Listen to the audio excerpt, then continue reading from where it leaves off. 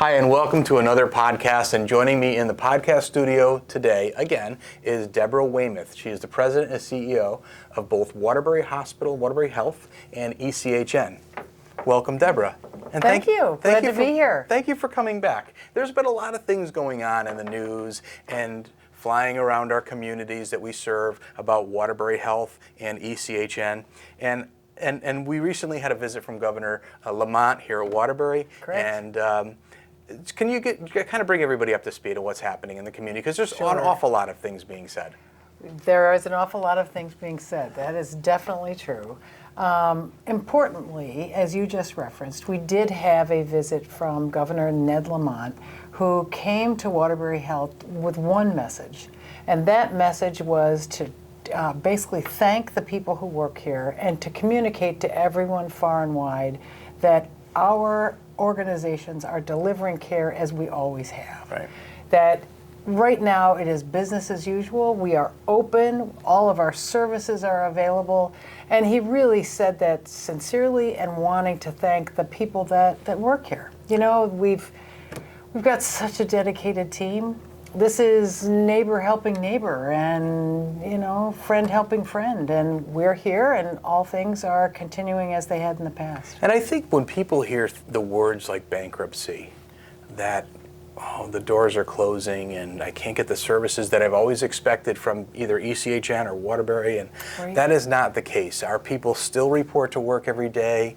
They do. Still do all of the patient care and life-saving measures that they've always done.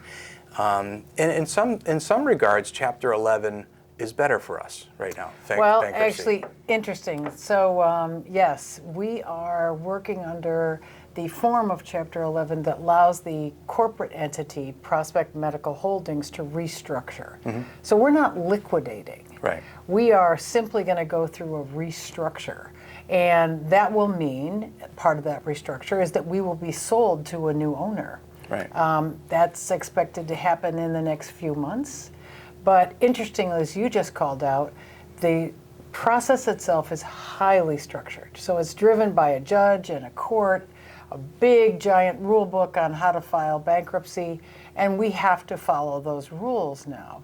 And one of those rules is that we pay everyone as agreed to their contract. Mm-hmm. So there's, no delay in making payments. People who are delivering services are promptly paid, and that is much better than we had historically been running in the past. Right. So this is a step forward as we go through this process, mm-hmm. to get to the eventual sale. And so what does that look like? And I think people are curious about what it looks like when we're talking about being sold.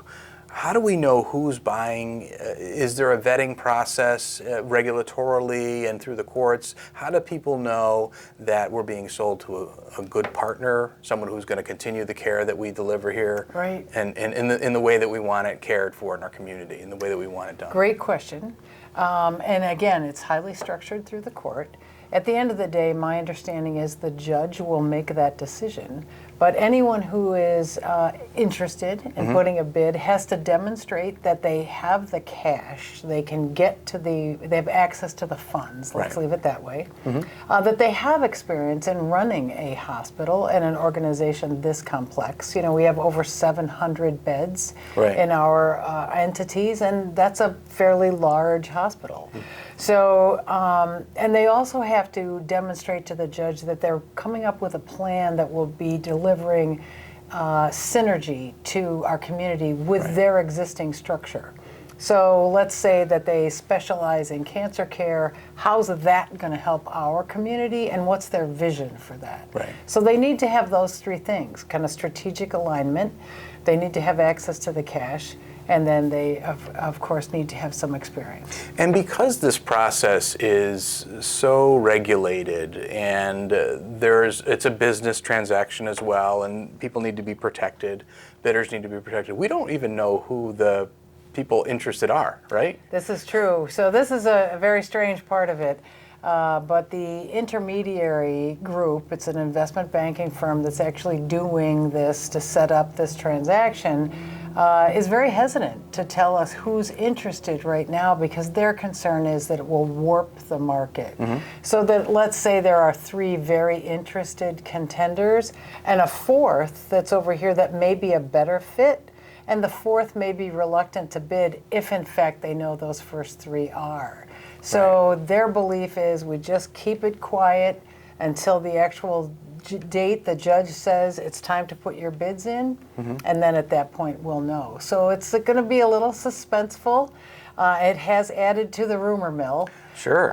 Everyone I talk to has their own theory on who it is and why they know that that's a fact, but it is fun coming to work and hearing all of the rumors. It's yes, and we're good at that. Yeah, we're very good at that. And, again, we have hundreds, thousands of employees that work here that are taking care of people every single day, and I think even for us, we're a little bit anxious about our future, and this hospital's been and ECHN hospitals have been taking care of patients for over 100 years, and we want to make sure that continues on. And you have no reservation it's going to continue on. Oh, I very, very confident. Right. Not only with the remarks by Governor Lamont, but just look at what we add in terms of value to our community and the number of people that we serve every day.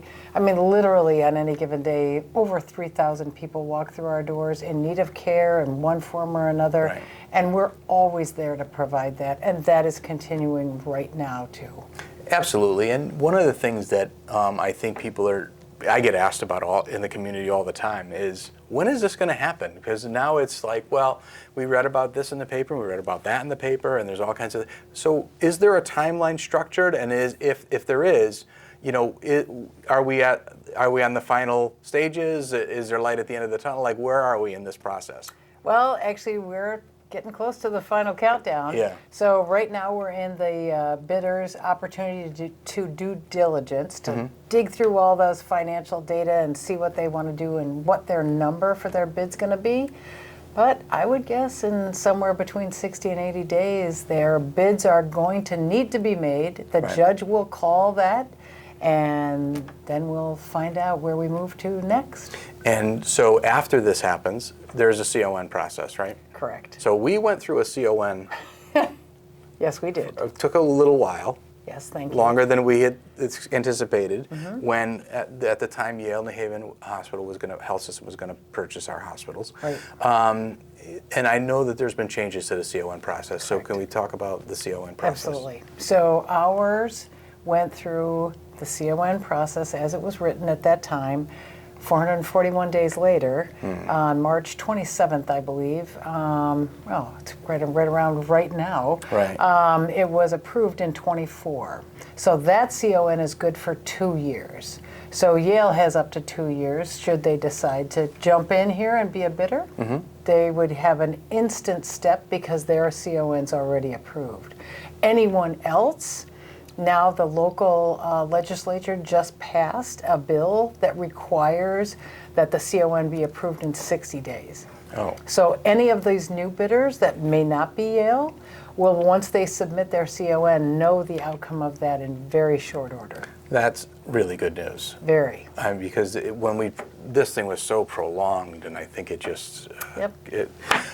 So we have something out right now to reassure our community, the stakeholders in our community, and the patients and the communities that we serve. Is called Caring Carries On. Yes. And these are posted all over our hospitals, our outpatient clinics, and there is a QR code if you wanted to watch. There's a really nice video about it. It basically underscores what you just said, is everything that we've always done, we're continuing to do. Absolutely. We're continuing to make advances. We're continuing to do all the community services that we've always done and more. Correct. It just carries on. So if anyone had any reservations about the care they might receive here, or the stability of our organization, or the quality, all those cares should be set aside, because caring here carries on as it always has. That is correct. And I just think that is so important for people to know. The last thing we want to have happen is someone who's in need of care pass up going to the doctor they've always gone to, Right.